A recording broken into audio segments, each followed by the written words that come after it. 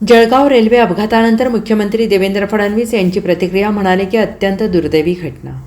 जळगाव येथील पाचोराजवळील परधाडे रेल्वे स्थानकानजीक भीषण अपघाताने खळबळ उडाली आहे.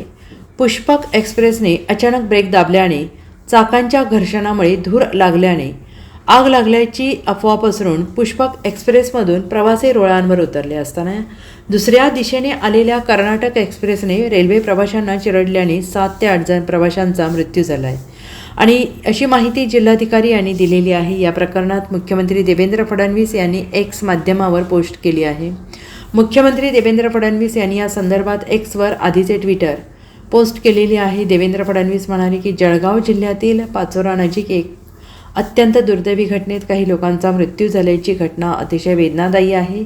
मी त्यांना भावपूर्ण श्रद्धांजली अर्पण करतो. माझे सहकारी मंत्री गिरीश महाजन तसेच पोलीस अधीक्षक हे घटनास्थळी पोहोचले असून जिल्हाधिकारी काही वेळात तिथे पोहोचत आहेत. संपूर्ण जिल्हा प्रशासन रेल्वे प्रशासनाशी समन्वयाने काम करत असून जखमींच्या उपचारासाठी तातडीनं व्यवस्था करण्यात येत आहे. 8 रुग्णवाहिका रवाना करण्यात आलेल्या आहेत. सामान्य रुग्णालय तसेच नजीकच्या इतर खाजगी रुग्णालयांना जखमींवर उपचारासाठी सज्ज ठेवण्यात आलेलं आहे. ग्लास कटर, फ्लड लाईट्स इत्यादी आपत्कालीन यंत्रणासुद्धा सज्ज ठेवण्यात आलेल्या आहेत. संपूर्ण स्थितीवर आम्ही लक्ष ठेवून असून आवश्यक ती सर्व मदत तातडीनं पुरवण्यात येत आहे. मी जिल्हा प्रशासनाच्या संपर्कात आहे असं फडणवीस यांनी म्हटलेलं आहे. जळगाव जिल्ह्यातील पाचोऱ्यानजीक अतिशय भीषण अशा प्रकारचा अपघात किंवा ही दुर्घटना घडलेली आहे आणि काही लोकांना ट्रेनमधनं धूर येतो आहे असं वाटल्यामुळे किंवा त्या ठिकाणी आग लागली आहे असं समज झाल्यामुळे त्यांनी ट्रेनमधनं उड्या घेतल्या आणि समोरून येणाऱ्या दुसऱ्या ट्रेनने त्यांना उडवलं आणि मोठा अपघात त्या ठिकाणी झालेला आहे. आमचे मंत्री गिरीश महाजनजी अपघाताच्या स्थळी पोहोचलेले आहेत. जे काही लोक मृत आहेत, जवळपास 10-11 लोक मृत असतील असा प्राथमिक अंदाज आहे.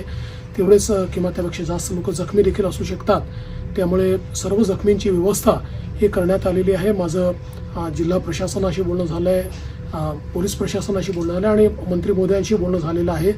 ज्यांना जे त्या ठिकाणी मृत आहेत त्यांच्या कुटुंबाला 5 लाख रुपये मदत ही महाराष्ट्र सरकारच्या वतीनं आम्ही देणार आहोत आणि जे जखमी आहेत त्यांचा संपूर्ण उपचार हा वेगवेगळ्या हॉस्पिटल्समध्ये जिथे जिथे ते आहेत तो सगळा मोफत उपचार त्या ठिकाणी करण्यात येईल आणि त्यांचे जे नातेवाईक आहेत त्या नातेवाईकांच्या फॅसिलिटेशन करता किंवा त्यांना नीट सगळ्या गोष्टी मिळाव्यात अशा करता देखील सर्व प्रकारचे निर्देश देण्यात आलेले आहेत.